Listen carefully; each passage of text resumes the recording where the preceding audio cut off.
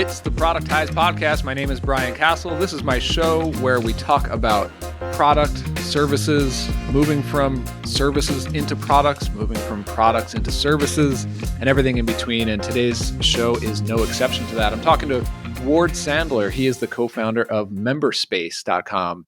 Today, they're a very successful SaaS company offering a very simple solution to adding a membership component to any kind of website. So that's been pretty interesting. But the most interesting part of it to me, and I think probably to many of you, is that, how he came from a background in sales and then moved into consulting, then moved into a productized consulting around Squarespace websites. And then out of that was sort of the learning and also the runway and the sustainability to eventually iterate into what is today a SaaS, a software as a service kind of company. A lot of really good nuggets in this one, from being very intentional about learning new skills, even when he and his co-founder didn't have them. They started out as non-technical founders and they made themselves technical founders. That's pretty interesting. But then how they learned the benefits and drawbacks of different business models along the way, then ultimately how they uncovered the clear pain point and solution that ultimately became Memberspace. Lots of really good stuff. And actually at the very end of this conversation, we had a good chat about onboarding, onboarding customers into a software and everything that he's learned about that and how they've really optimized that. I'm learning a lot about that myself since I'm working on that in some of my products. So without further ado, let's head into my conversation with Ward Sandler, co-founder of Memberspace. Enjoy. Hey, Ward Sandler, how are you doing? Good, Brian. Thanks for having me on. Yeah, cool. So you are a founder or co-founder of Memberspace, is that right? Yeah. Me and my partner Ryan Bennick, we co-founded Memberspace back in 2015. Awesome. So yeah, like I know a little bit about your story. We've connected before.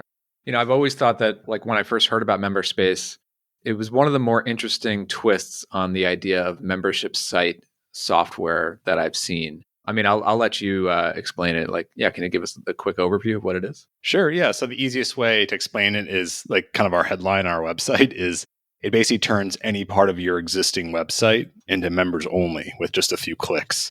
So for example, if you have a website on Webflow or WordPress or Squarespace or any of those popular CMSs out there, you can simply tell Memberspace which pages you want to protect, and then we'll lock those pages down for you on your existing site. Then you can charge money so that people can get access to those pages. So the nice thing is that people don't have to leave your website. It's just your website and it's your regular pages. We're just kind of like that new protection layer in between. I love it, man, because there are so many membership software, membership platform systems out there, as I'm sure you know pretty well.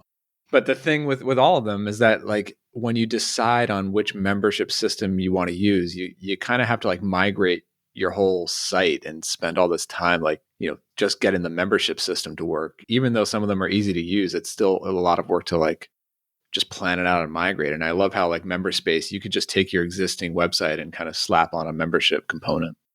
Yeah, and even crazier than that, let's say for whatever reason you have a WordPress site and you add Memberspace, it's not a plugin on purpose. So it's a third party that you just add into your site via some JavaScript basically. And what's cool about that is, let's say, one day you're like, you know what? I hate WordPress. I don't ever want to use WordPress again. I want to move to Squarespace. Your entire membership can bolt out of WordPress and bolt back into Squarespace without any interruption to your members. They don't need to recreate their account, re-enter billing details. Everything just seamlessly moves. And so that's the cool part too. Yeah, it doesn't matter what CMS you're using. You can move. Yeah. I mean, it's interesting you even say that, because I recently, my personal site and some of my other marketing websites, I have since moved off of WordPress and gone to a static site, just easier for me to be a nerd and code them instead of use a CMS.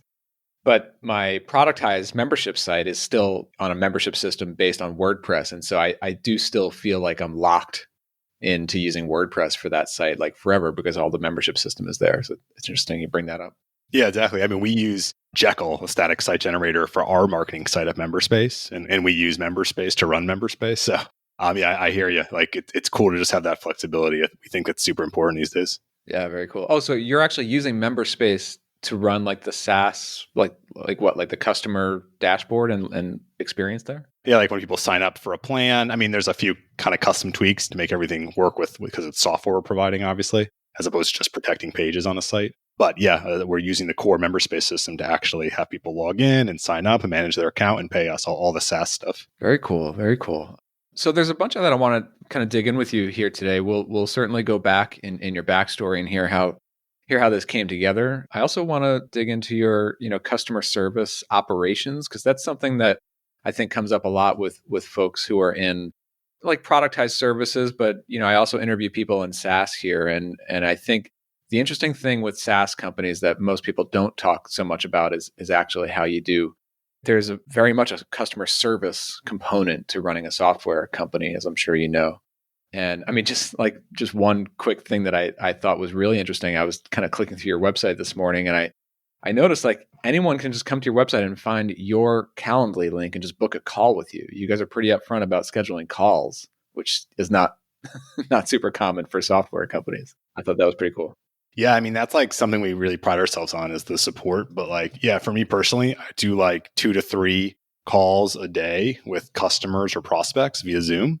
And I've been doing that for years. So like I've literally spoken to like over 5,000 people, like in terms of prospects or customers about Memberspace. And I mean, I find it completely invaluable, the amount of feedback we've gotten. I kind of repurpose it as user testing too. You kind of see what areas are confusing about the software, where to click. And on top of that, you just get to make a connection with people, right? So like even if they, aren't ready to buy the software that day, they'll remember you or they'll refer you to somebody because you've made a connection now. And it's been amazing to do that. So yeah, we think it's great to do that. Awesome. All right. I want to dig into all of that stuff. So, I mean, before we go back in your story, like, can you give us any sort of sense of like size of members, like Memberspace today, whether it's revenue or employees or customers, anything like that? Yeah, I can give you some numbers. So right now we are 11 full-time people, and we're looking to hire 2 or 3 more at the moment. And in terms of, I guess I'm comfortable sharing, we're processing millions of dollars on behalf of customers each month. So people are processing millions through Memberspace. And yeah, I mean, we're profitable. We did take a small amount of funding from Earnest Capital last year. But so aside from that, though, we are bootstrapped. And yeah, still profitable, still growing. So yeah, the things are good. Oh, very cool. I actually didn't realize you guys were in earnest. Now I have a bunch more questions. Sure, happy to answer. Awesome. Yeah, and like for those who aren't familiar with Earnest Capital, it's kind of one of these new like bootstrapper friendly fund accelerators sorts of things, right? Yeah, that's a way to. Yeah, basically they give you a small amount of capital, generally in like the lower 6 figures, and in exchange they have a whole public document about all this too. It's not like super secret in terms of how they structure their terms, but basically it's like an elaborate profit sharing model. So they're not taking any equity in your business. Got it. So it's kind of interesting the way they've done it. It's more like basically we only pay that money when we're profitable in a quarter. So like there's no real downside for us. Yeah. Actually, also before we go back in your story, I also wanted to ask a little bit about your pricing. You did mention that Memberspace, it's not only about protecting certain pages on the customer's website, but you actually handle their selling of the memberships, like handling the transactions. And I think you have like standard SaaS pricing plus a transaction fee. Is that right? Yeah, that's exactly right. Yeah, so basically it's $25 a month with a 4% transaction fee, and then it goes to $50 a month, 2%, $100 a month, 1%, and then $500 a month, 0%. But we might be changing up that last plan in the near future. Okay. Huh. And like, how did that, like, was your pricing always set up this way, or did you like, what did you learn about that, and did it change at all? Yeah, no, it definitely was not always set up this way. We've actually done a lot of pricing changes, too many, I'd say. We have like a enormous list of legacy plans out there and customers on them. And we've always tried to be cool. Like we always, grandfather people into whatever plan they were on. So we have people on some ridiculous plans, but we used to charge based on the number of members you had. Like it was like buckets, kind of like, how MailChimp does it, like up to 1,000 members is this much, up to 3,000 members is that much. Because that kind of sounds like the obvious value metric, right? Number of members, if you're having a membership business. But Right. Believe it or not, it's actually not a good value metric. And the reason being, if you think about a membership, like, okay, that's one thing, but what kind of members do you have? Are you charging people $100 once? Are you charging people $30 a month? Are you charging people $10,000 a year? Like you have wildly different pricing models for memberships. Yeah. Because by membership, I don't just mean recurring. It could be a course, it could be coaching, it could be a lot of different things. And so people had very, very different pricing schemes per customer. And so a member for one person might be wildly more valuable or less valuable compared to another customer. And so by charging for up to 1,000 members, that can mean very different things. And so that's why it didn't really work out. And we switched to just keeping it simple, which is actually revenue is the value metric. The amount of revenue I'm generating through my platform or through my membership is what matters. And that's why we did transaction fee, because that's a lot cleaner. You can just take a little percentage. Yeah, that makes a lot of sense. It's interesting how that sort of consideration comes up. I mean, I've been thinking through, or in the past, I've thought through that with ProcessKit as well. And I would get like some feedback from folks like, well, why don't you make the pricing based on like how many processes that they have? And my thinking is the same thing, is that like a large company might only have 2 or 3 main processes, or a small company might have a lot of processes, and they shouldn't be kind of penalized for that. It's not exactly directly tied to value. So that's interesting. Yeah. And you're doing per seat, right, for ProcessKit? Yeah, per seat. The base plan kind of covers the first few seats, but then we also have like guest users, which are unlimited. And so I'm still kind of, I don't know, kicking around different ideas there. I guess pricing never really, like sets in stone. Nah, work in progress forever. Yep. Cool. So let's go back. Like, what's your background? Like, how did you even, get into this? Yeah. So if we want to go all the way back, my first, real job out of college, I was actually doing enterprise sales. So like I was selling pretty expensive tax software for a company, a large company called Thomson Reuters. They're like a Fortune 500. So I was selling expensive tax software to other Fortune like 1,000 companies to be compliant with Sarbanes-Oxley, which is like a US regulation around taxes. And so I did that, got some good sales experience, and it was cool because it's a software, so still kind of in the business and technical world a little bit. And then me and my buddy Ryan, who was working there too, when we went to college together, we were always kind of like throwing around ideas for what we wanted to do afterward, and we had different business ideas, but we realized we didn't know how to code. We'd have to hire somebody to do everything, so we just kind of started reading books about how to program and taught things to ourselves, and just kind of started consulting, and then eventually quit Thomson Reuters and was just doing consulting for a while. And then during that period is when we came up with Memberspace. What kind of consulting were you doing?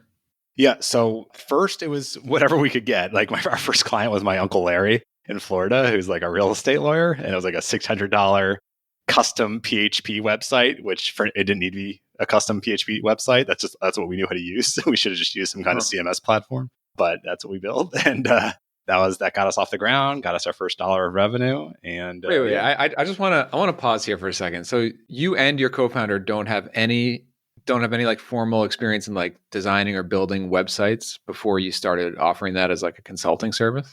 Correct. That's amazing. I mean, how did you, most web, like myself, like most web designers, like we've hacked together like little sites for like my band in college and things. And then I went on to more, like professional level web design. Like, what were your very first steps? I mean, you were working a full-time job and then you just kind of like started hacking around, reading up on how to build websites. Yeah. I mean, we were pretty deliberate. So like we bought a book called Head First, HTML and CSS. If anyone out there has heard of it, I think it's pretty popular, but it did a fantastic job of like, okay, absolutely nothing. Here's where to start. And like, it just walked you through the most basic thing of how to open the terminal, how to open up like a website editor, how to have a local server running, and just type this and the background changes to red, and it's just like, holy crap, this is amazing. And you feel like you have like magic powers, but it walks you through as step by step, if you knew absolutely nothing, all the way to, hey, you can make like a basic responsive website at the end of it. And that's what we both did. We both loved it and got super into it. And then from there, we were like, okay, what do we read next? And then we're like, all right, well, we need to kind of figure out how to set up like a back end if we wanted to make like software or something like that. And Ryan bought like one of those big, thick PHP books, and he started reading it and loved it. And I started reading it and hated it. And I was like, this is boring. I don't want to read this. And so I started to deviate into design and user experience and reading books and articles about that. And so we kind of both split up in that sense, where I went down the design route and he went down like the back end and logic route. And so I do all the HTML and CSS and a little bit of JavaScript now. and he does all the logic and back end stuff. And that's kind of how we build sites for people. Man, that's great. I mean, the way that you guys sort of like split up into both sides of building stuff on the web. I mean, that's awesome. Yeah, like I was mostly on like the front end design and HTML, CSS stuff for like 10, 12 years. And then it wasn't until like 2 or 3 years ago that I actually finally started to learn some back end and learn like Ruby on Rails. And man, I kicked myself for not trying to learn that sooner in my career, because it's like that feeling when you're able to like actually build a functional web application that can work. It's like, oh man. Yeah, it's super empowering. Yeah, exactly. Like I remember like when we were first kicking around different ideas when we were working at Thomson Reuters. And I remember like at first we're like, okay, well, we have some disposable income. We could just hire somebody. That's not the end of the world. But then we kind of thought through like what that would look like if, let's say, we launched something and it's like, well, what if I wanted to change a button color or change the text? It's like, I'm going to have to email some guy or girl and pay them money to do stupid little things like that. Like that's going to be so annoying. Like I could just tell already that wasn't going to be okay. Like I want to have control over that kind of stuff. And that's what kind of got the impetus that got us going to teaching ourselves. Yeah. And so when you were teaching yourselves, was it like really with the intention of like, okay, we're going to start learning how to build this stuff so that we can go get clients and do this as a consulting gig? Yeah. I mean, we weren't just like, messing around. We're both pretty focused people. So like we were able to just say, all right, this is what we're doing. Let's do it. And we, devoured books on this kind of stuff and resources on learning. Yeah. And we got to building Larry's site. I want to say, within 6 months of when we picked up our first book, that had first book. And from there, we just kind of kept going. Like for a lot of folks out there who at least are self-taught, I would imagine, like you kind of get your first client. It's obviously nothing spectacular. And then the next client, maybe you feel a little uncomfortable in terms of what they need you to do and what you know how to do, but you're confident you could learn it or figure it out. And that was kind of our approach. Like kind of, all right, the next project, we know we can do about 80% of this. But 20% we've never done before, but we think we'll figure it out. And that's how we did it. So we just kind of saw it as being paid to learn along the way. That's great, man. I remember the early days of, like I worked at a web agency, but then I went freelance. And when I went freelance, I had to do all these aspects of these web projects that somebody else at the agency would have handled and not me. Like the first time I got a client who needed like an e-commerce site, I had to like figure out, back in the day, I was using like ZenCard or something stupid like that. But yeah, crazy. So how long were you doing like freelance consulting as doing web design stuff? And I guess you were also kind of doing the full-time job at the same time here? Yeah. So like we started our company, like the consulting side of it, technically in like 2011. And we probably did it for about a year in terms of like, random consulting projects on the side while we were working full-time. And then, about a year later, we both quit and focused full time on it. We were lucky. We were definitely like in a privileged position where we, because again, we were doing enterprise sales. So if you're good at enterprise sales, you can make pretty good money. And so we both were pretty good at it, and we were able to have a good amount of savings built up. So we had a nice runway. Even though we were making money from consulting, it wasn't anywhere near what we were making doing sales. But there was something coming in. And we had that runway, so we felt comfortable enough to take the risk. We knew we could always go get sales jobs again. That wasn't really a problem. So, I mean, at that point, because that's an interesting transition that so many people have their sights set on, right? It's like, I want to quit a job so that I can go start a business, or I am consulting and I want to phase out the client work so that I can build my own software company or some other kind of new company, right? I feel like I know too many people, especially as they get a little bit later in life, they've got a family and mortgage and things, where they're like, well, I can't make that leap until my new thing on the side is making as much income as I made from my job or from consulting. But I feel like the reality is, in almost all cases, and this was the case for myself too, making these transitions, like you're going to have to take a pay cut. You're going to have to plan for that, whether you're building off of a nest egg of savings and things. And then, you do want to have have like revenue from the new thing, but at some point you're going to have to say like, okay, this is going to be a cut for a while and to make this work. I mean, were you thinking in those terms? Yeah. I mean, you have to think of it from a sustainability standpoint too. It's like, all right, you can do nights and weekends work to build something up on the side, but you can only do that for so long before you get burnt out or, your quality of life is just crap. And for us, doing the sales thing was, it was a good amount of work to do all those calls and go on meetings and sometimes go on flights and then to have to do this on the side, it was a lot. But, at the first, that's how it works. Nothing's easy. You're not just going to be able to build a business simply on the side. So I think what you said, though, is really important. You should really have some revenue coming in. I think it's really important to prove to yourself that you can sustainably get clients if you're trying to, turn to client work after working full time somewhere else.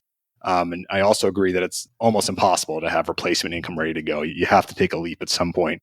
I just think the folks out there who do this in like kind of a reckless way is when you say, you just get fed up with your job and you say, screw it, I'm quitting and I'm going to go start something. And that's such a risky move. You really have to have something started before you make that leap, I think. For sure. If nothing else, just to learn. I mean, you have to expect you're going to make a bunch of mistakes, and you kind of have to get through those mistakes before things start to click. Yeah, exactly.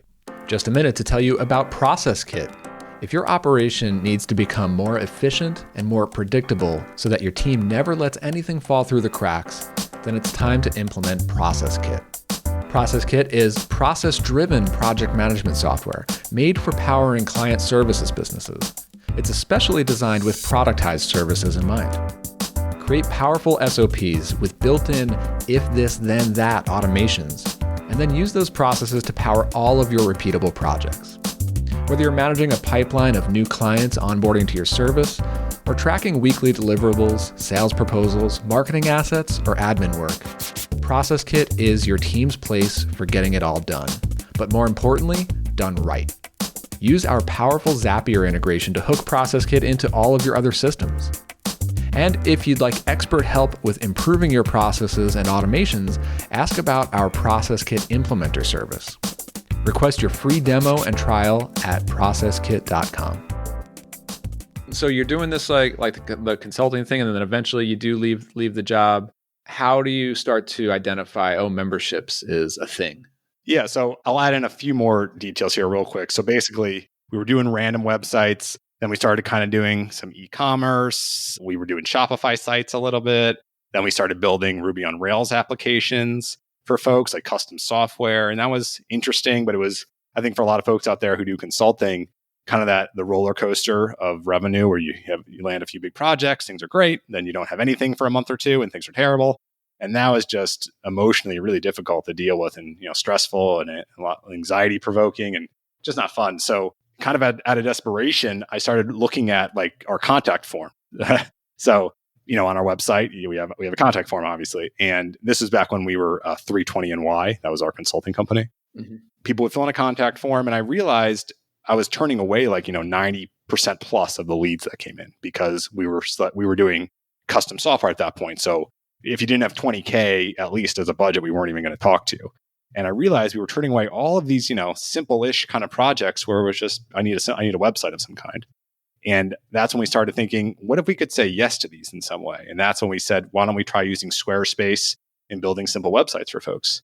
And then on the side, we could have some kind of recurring revenue model where we're charging them for ongoing support and maintenance, which for Squarespace is pretty easy. It's not like WordPress where there's like plugin issues and things and hacks and stuff where it's like way more complicated. With Squarespace, it's really straightforward. So it's really just go into the editor and change some text if they want to update a paragraph. Right. So that is when things dramatically shifted in our business. That's when we started doing, productized consulting, where we'd have a fixed rate to build the site. We eventually whittled that down to 1-day website builds to really help control scope and to make everything clear and really honestly to get clients in gear. Because for anyone out there who knows, like when you're dealing with clients, they generally will kind of fill the entire time period. If you're saying, okay, it's a 4-week build, it's going to take 4 weeks. The client makes it at least 4 weeks because they delay things generally. When we condensed everything into 1 day, you don't have a choice. You have to kind of get your stuff together, right? If you're going to do it in 1 day, you got to be prepared from the client's perspective. We found that was a really,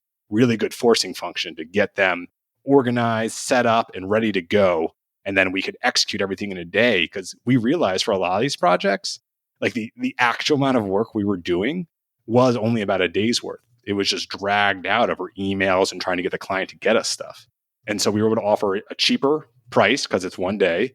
And we were able to offer $99 a month ongoing support, which is really where the money was. Because that's most people, it was kind of like a gym membership where like most people aren't actually using it, but like they're paying for us to be on call. So you would just get this nice recurring revenue base. And that allowed us to hire people and to have like this nice recurring revenue business model. And from there, that's when Memberspace started to come in, because when we were building all those Squarespace sites, a lot of requests we would get were like, hey, can I add some kind of membership functionality? And Squarespace doesn't have that, and they still don't. Okay, awesome. So we'll come back to the membership stuff in a minute, but yeah, I mean, let's talk about this productized consulting model that you had there for a little while. I mean, obviously, I love that model, and I've seen that work really well. We've seen it work with Squarespace specifically really well. If you go back a couple episodes on this podcast, listen to my interview with Jared Gold, who runs Website by Tonight, which is a very similar idea to running a Squarespace based like one day website in a day kind of service. I think that's fantastic. And so what I'm curious about is you were doing these large 20,000 plus projects, custom applications and things, and then you guys decided to switch to serving small businesses and doing the like this productized like Squarespace site building service. What was that transition like? Because I know so many people who've become comfortable with these like high dollar consulting projects, and for them to start to wrap their mind around like, well, how do I start just charging a fraction of that and kind of balancing the time and doing that transition? How did that go down for you guys? Yeah, I mean, for us, it felt natural because we were so sick and tired and burnt out from the large consulting model, just because, like I said, the idea that some months we wouldn't get any new projects in. And it would just be like, well, crap, I guess we're getting paid zero this month. And like that was terrible. So when we started doing the Squarespace model of building a website and support, it just immediately worked because we were willing to offer a fair price and we were really good at communicating. A lot of that was due to our sales background. We were used to, treating people like enterprise customers. And even though they were only paying us like $1,000 for a website. And so that allowed us to kind of pretty immediately get a lot of customers in, because we had a lot of leads coming in because we were lucky enough to be featured in Squarespace's specialist page. So yeah, I was just going to ask, like, how did you start getting those leads for the Squarespace sites? If before that you were building a network for like larger, custom stuff. Yeah, so like we were relatively early, I guess, in sort of the world of building Squarespace sites for folks. Like, obviously people had done it before us, but we were still in the early-ish batch. So we were able to get on that site by applying to Squarespace. They had like a form you could fill out. They don't have it anymore. And we were able to get placed into like, the way they do it, it's weird. They have like over 100 people there, but they have this weird, I guess, algorithm where like they show like a top 30 list that's always in the top 30. And then everyone else below the top 30 is just randomly ordered whenever you refresh the page. So by being in that top 30 group, you're almost guaranteed that someone's going to see you when they go to that page. And that allowed us to get a lot of traffic and people to fill in contact forms. And so, like I said, we were getting, multiple requests every day. And so once we started offering this model, we created a nice little sales page describing how we build the website, how we provide support. You don't have to worry about anything, blah, blah, blah.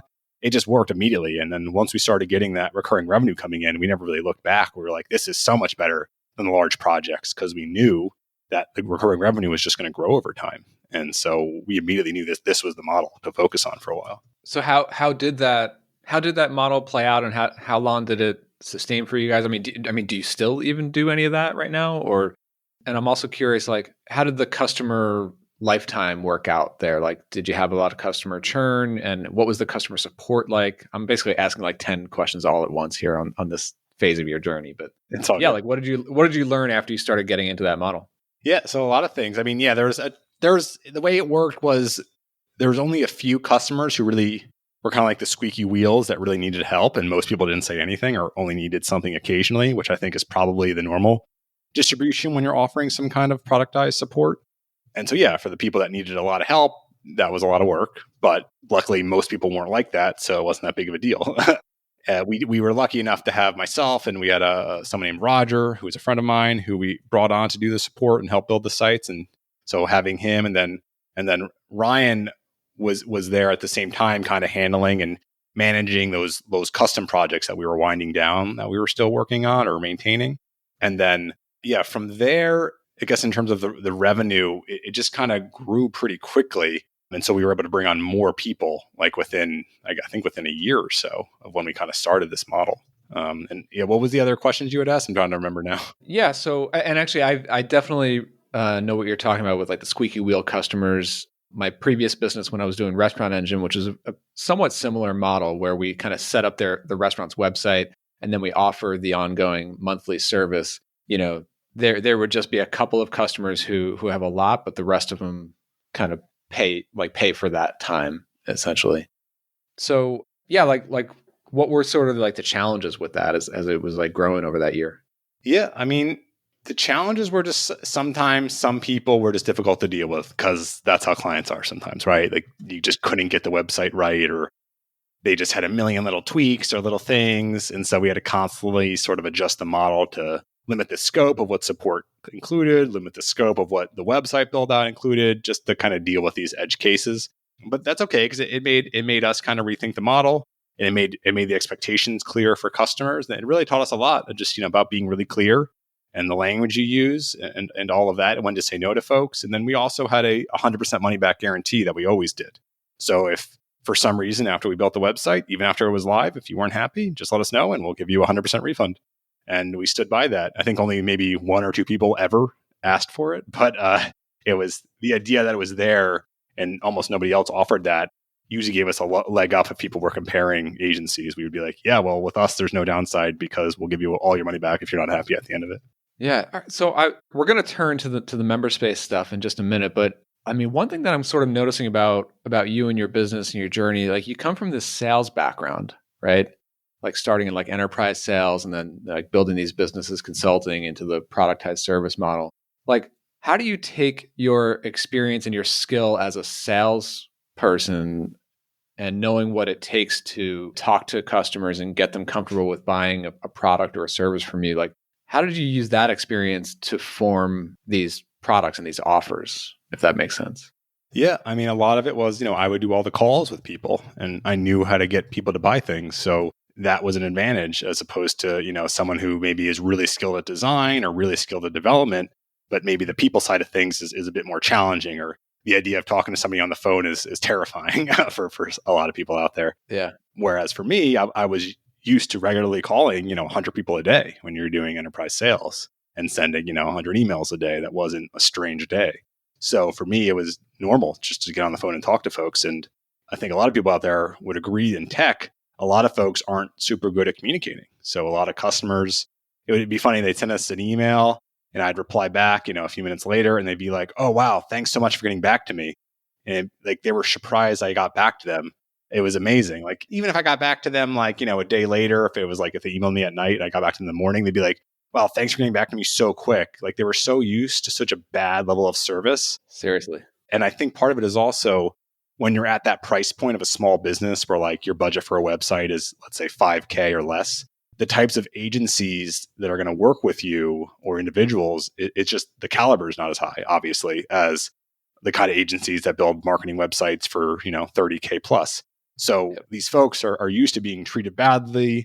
They're used to bad communication. And we just brought an enterprise mindset to it where it's like, even if you're only paying us $1,000, we treated you as if you were paying us $30,000. And that just really made people happy. It made them want to work with us. It made them trust us to do support afterward. Like it made them be evangelical about us and tell folks, hey, you should use these guys to build your website too. And that it just worked out really nicely that way. Yeah, totally. I mean, I there's got to be something else about, knowing what it takes to get a prospect over the hump of them feeling like convinced that, yes, this really solves my problem. I think there's something about sales experience, and I don't have a lot of like formal sales experience before my businesses, but I've done a lot of sales calls for my businesses, and one thing that I've learned is that like you really have to hone in on a customer's need and what their fears are, right? Like, I mean, like what they're like, if I buy this, am I going to be disappointed because of this or because of that? It sounds like by offering the 100% money back guarantee, that's the sort of thing that you must have sensed that, oh, like this is a big problem with small businesses. They get a website done and they don't like the outcome. So how can we overcome that objection? Right. Yeah. I mean, a lot of what I did in the model, it was constantly evolving because it was just based on feedback. I would talk to so many people. They would ask certain questions I didn't have a good answer to. And then the next time I talked to somebody, I would have an answer to that, or I'd update something on the website to make that more clear or whatever. And where the money back guarantee came from, a lot of people would say, well, can you create multiple versions of the website and then I can pick one? And we were just like, no, we're not going to do that. That sounds horrible. And what we're going to do is create the best version based on our professional experience. And that's what you're going to get. And the reason you don't need to worry about that is because we have the money back guarantee. It was this good kind of anchoring thing that we could always be like, well, no matter what, you're going to get your money back if you're not happy. So that allowed us to kind of win any argument, if you will. That's really interesting the way that you just put that, because it's, you think of like these money back guarantees as like, oh, it's a way to overcome the objection of, oh, it costs too much, or what if I lose my money? But really what you were doing was solving for the problem of, well, we don't want to do multiple versions. We don't want to do extra work. Right. So that's really interesting. Cool. So you mentioned that a lot of those customers were starting to ask about like, well, how can I have members log in? Like, how did that question or need start to bubble up? Yeah. So, naturally people just kind of be like, oh, because Squarespace has e-commerce built in. So, some people would want e-commerce sites. And then sometimes they'd want to charge for a membership or a recurring subscription. And we were just like, yeah, you can't really do that well in Squarespace. And they'd be like, well, is there anything you can figure out? And we're like, well, let's go see if there's some third parties. And so we would look, and there were a couple. They were really bad though, like really low quality. And we just weren't comfortable recommending them to people. So we didn't. And we said, yeah, there's not a good solution for this right now. And from that though, we got enough of the requests that we were like, okay, this keeps happening. Let me go look in the Squarespace forums and see if maybe there's something I'm missing here in terms of a third party that other people are using. And it wasn't. There was just no good option. People were talking about all the options that were available and how they weren't good and what they didn't like about them, but people were still paying for them, which was amazing to me. I was like, people are actively complaining about how bad this is, but they're still paying for it because it's the only game in town. And I noticed, and a lot of this was from Amy Hoy, her sales safari technique of like going through the data. So I was looking in the forums and I was sorting by most viewed topic, and adding memberships to Squarespace was like in the top 3 and had like 100,000 views. And so I dived into that and read through every single response, and there was hundreds and hundreds of them. And that's where I got a really good idea that, okay, yeah, people are paying for something. This is definitely a need, but they're not happy at all with the solution. And that's when I started to talk to Ryan, like, hey, what if we were to kind of put something together? Because we know how to make software. We've built multiple Ruby on Rails applications. Why don't we put something together to solve this, like an MVP?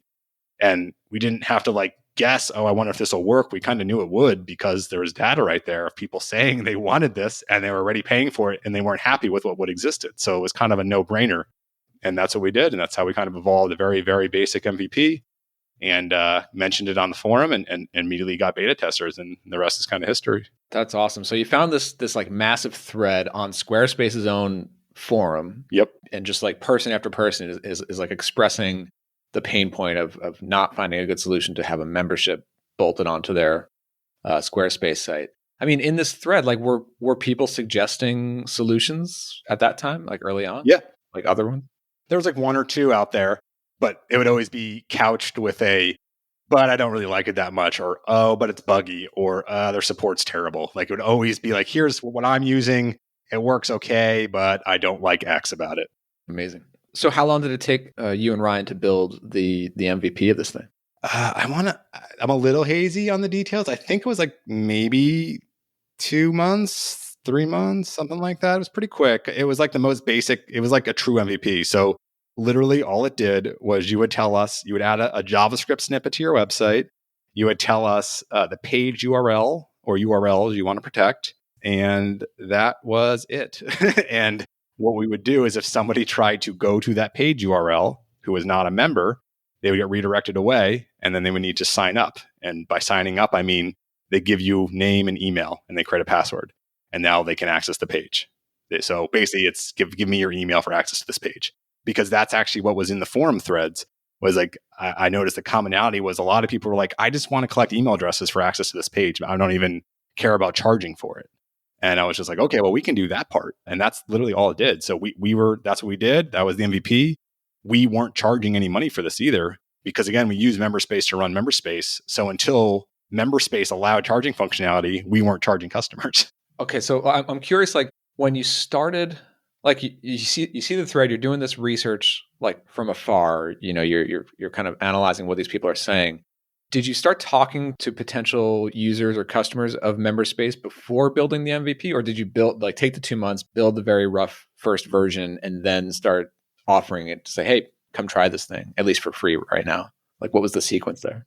So the talking would mainly be with prospects or customers of ours who already were using us for consulting and then wanted membership functionality because we had a Okay. relationship. So I could kind of have some kind of casual conversations. But from what I recall, we didn't do a ton of that because again, the information was already there. I already knew through seeing it dozens and dozens and dozens of times in the forums what people wanted. It wasn't like a guess. So I was pretty darn confident that I knew what the basic kernel of membership functionality was needed, and so that's why we built it. And then after that, we got up to like 100 beta testers pretty quick, and from there we just kind of started using that feedback, obviously, to evolve the product from there and add features. Got it. And so you, like you said, you've been using, and I guess today you still use Memberspace to power your own customer sign up process. How long did that go on before you built like the ability to charge people for the software? And like, when did the software, do you feel like, became ready to charge for rather than just have free beta users? What were you looking for to turn that corner?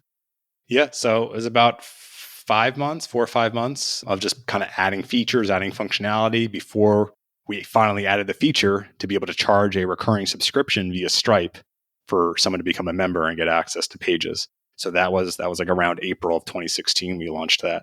And that's so once we launched that for our customers, that's when we started charging for the ability to use Memberspace. Yeah. Nice. Yeah. So then what were the early learnings? Like, I guess, around 2016, as you're starting to get your first paying customers, what were the very first like immediate iterations that you learned with Memberspace? I mean, we immediately realized that people want lots of different nuanced billing, like flexibility. Like they want billing dates, they want free trials, they want sign-up fees, they want to be able to charge a tax. Like all of this, they want one-time payments, they want multiple payments, they want annual, they want monthly. It was just like, it never ended. I want different currencies. There's when people think of, a recurring membership subscription, it kind of sounds like a simple phrase and everyone thinks, oh yeah, it's just like $99 a month for something, right? But there's so much nuance to it and it's so complicated to build it and then to make everything work correctly. Especially once you get into payments, like Oh my handling customers' payments for their customers. That's a whole other layer. It's crazy in terms of you got to get the getting trials right, getting proration right, getting cancellations right. It's all very complicated. Currency translations, like it's complicated. And so it took us a while to kind of build up all that stuff on top of other things like the ability to drip out pages. On all those requests, like how were you sifting through those to say, yeah, this request comes up a lot, we're going to build it, or this one, it's kind of an edge case, I don't know that we're going to add that to the product? Like, how did you make those decisions? Yeah, I mean, that's one of those tough questions. Like, I don't have a great answer for everybody. It was more like if we heard it enough times, where it was like, for example, when we were building that MVP of Memberspace, the number one request was, how can I charge people for the ability for them to become members? So I was like, okay, obviously that needs to be the next feature. Like that was what almost everybody kept asking for as the next thing. So after we built that, another big one was, okay, how do I connect my membership to my email list? And I was like, okay, we're going to create an export. And then the next big one was like, how do I integrate it with MailChimp specifically?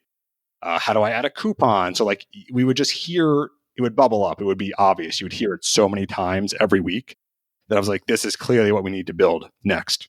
Then you get to a certain point with a product where we're at now, where it's like you have, all of the core features. And then it becomes a little trickier to figure out what do you do next, because there's still an unlimited list of things that we could do or that people are asking for. I don't think you ever finish that. But it becomes trickier to figure out, this is obviously what we should do next, because it's not as obvious because, 10 people are asking for this, 12 are asking for that. Which one do you build? I don't know. You kind of have to guess and use your intuition. And that's where I think it's important to have like I don't want it to sound too cheesy, but like a vision for the product in terms of what are we trying to accomplish? Like what's the main goal of this? And for us, the main goal has always been, we want to make it really easy to create a membership business and to make it sustainable. And so to make it easy means it needs to be simple for non-technical people. So that's always been kind of like a driving force of ours. And that helps us sort of eliminate potential other options of features and focus on how do we keep making this simpler and simpler and simpler for non-technical people. Yeah. And I guess Memberspace is obviously not only for Squarespace anymore, but I guess it's sort of evolved from there. But I guess a lot of these platforms like Squarespace, Wix, do-it-yourself WordPress, Weebly, by the nature of the type of customers who are using those sites to build their websites, they're probably non-technical. Right? Yeah. So those are our people. Sort of like assume. Yeah. And so with that in mind, as we kind of like fast forward back to today, what does it look like for new customers signing up? Do most customers actually set themselves up, like set up their own membership, like spaces using Memberspace, or do you have to kind of handhold them in terms of the setup process? How does that go down? Yeah, so it's self-serve for sure, but we do have a very active support team. So our team will help people along the way with whatever they need. But yeah, we do have a pretty good onboarding that walks you through exactly how to get all this set up and ready to go. But yeah, we have our support team. We have pretty good help docs that we're constantly trying to improve. And then we have those Zoom calls with me that I mentioned before, where folks can always set up a call and I can just kind of go through things with them. Very cool. I'm actually really curious about your onboarding. Before we wrap up here, is it possible to give us like a quick overview of like what happens like step by step when somebody comes and creates their trial account for Memberspace? Like when does a call come up in that process? How does the support team reach out, or what is the person going through in terms of like self-serve education or things like that? Yeah, happy to talk about this. I like onboarding is something I definitely like to nerd out about. So, when someone signs up, they get a welcome email like most software does. And in that welcome email, there is definitely a link to schedule a call with me. So like we try to make it pretty clear right off the bat that we're maybe a little bit different than what you're used to when you're dealing with a software company. We even say like, Ward, the CEO, is available for a one-on-one call with you. Just click here. And so that kind of sets a certain tone, I think. And then we have a series of other onboarding emails that are, nothing, I think, groundbreaking, but kind of walks people through what to do. And we send those over the next, 14 days of the trial. And those are like kind of like highlighting like the key features or things that you need to get set up. Yeah, we found that you really got to focus on like what are like the handful, like 3, 4, 5 things that people need to do, and just repeat it all over the place. So it's pretty much a repetition of what the in-app onboarding is. It's not some special different sequence. It's really just whether you look there, you look here, it's the same video, it's the same language. Mm-hmm. And then even when you're done onboarding, the same video and language is still there. So it's just like it's constantly kind of repeating because we just find people don't read, they're not thorough, they skim. And so you need to have it in multiple places in the hopes that maybe they see it once in full. So, but yeah, basically you start the trial, you give us some basic details in terms of what's your website URL, what CMS are you using, and it's just one step at a time. We make it so you can't do anything else except the step you're on. So after you click next, you're basically told, okay, tell us which page URLs on your existing website you want to protect. Do you not have any pages to protect? Go do that first. And that's all you can do is click select pages. There's nothing else you can click on besides your account if you want to like cancel or change your email. So, interesting. And then obviously we have kind of like a where you are progress wise in the onboarding on the left. So people are kind of aware of what stage they're at. And then they click next step once they've added pages. And then they're told, okay, now it's time to add plans so that you can decide how much it costs to get to those pages you just added. At this point, you can go back to pages if you want to add more or modify them. But that's it. You can go to pages or you can go to plans or you can go to your account. That's it. There's nothing else to do. And then the next step after that is bring them to customize. Hey, do you want to customize any parts of the user experience? So we're basically unlocking parts of the application after you get through each step of onboarding. Yeah, that's really interesting. Yeah, you can always go back to a step that you've already completed, but it's kind of like unlocking levels. Like you can go replay the level if you want, but you can't go forward until you complete the current level. Do you ever get users who are like at like step 2 and they're just like, I just want to get into the thing and skip all this and really customize it myself? Do you get those requests or people are just like, all right, I'll just go through it? No, at this point, no, because it's easy. You don't have to think. You just click a button and you type in a URL, or you click a button and you fill in a form about how much you want to charge. Like it's just I think people that are trying to do this, they want to get it set up. So I think they kind of realize like this is what I need to do anyway. Like, why did you sign up for this if you're not actually trying to protect anything or charge money? So I think, at least for us so far, we've had pretty good luck with people just going through the onboarding and finishing it. And yeah, and that's like, even in the top navigation, as you unlock, the level, which is really just like the view of the page, it tells you which ones you've unlocked, and it shows you which ones are still locked. So this way you can kind of see how the interface is unfolding in front of you, and the interface doesn't change after you finish onboarding. It's the same interface. It's just that now everything's available for you to click in. That's interesting. Actually, I was going to ask about that, like, because there seems to be, these like two philosophies of like onboarding into software, right? Like there's the one like that you're sort of, it sounds like you're doing almost like a mix of both, where, because we've seen some where it's a complete takeover of the screen and it's this like wizard that's going to set up your account, but that initial experience is completely different from the actual app itself, like after you complete the onboarding, right? And then there's sort of like this other school of thought, I think, that it's like, the app itself should be so intuitive and simple to use that you should just be able to come in there and start using it. And there's no right or wrong. I think it's completely different for each individual market and product. But from what you're describing, it sounds like it's like a mix where you are sort of like really guiding them step by step, but as they're going through it, they're still seeing and learning what the end interface is going to be. Is that right? Yeah, so it's kind of a shout out to Samuel Hulick, I think you pronounce it, of user onboarding. So he's got a great PDF ebook that's free, I believe. I think maybe I'm wrong, about onboarding. It's like 100 pages, and I kind of took a lot from his philosophy of like, you don't want to completely change the interface. That's your people aren't going to remember things if you just have them go through like a tooltip.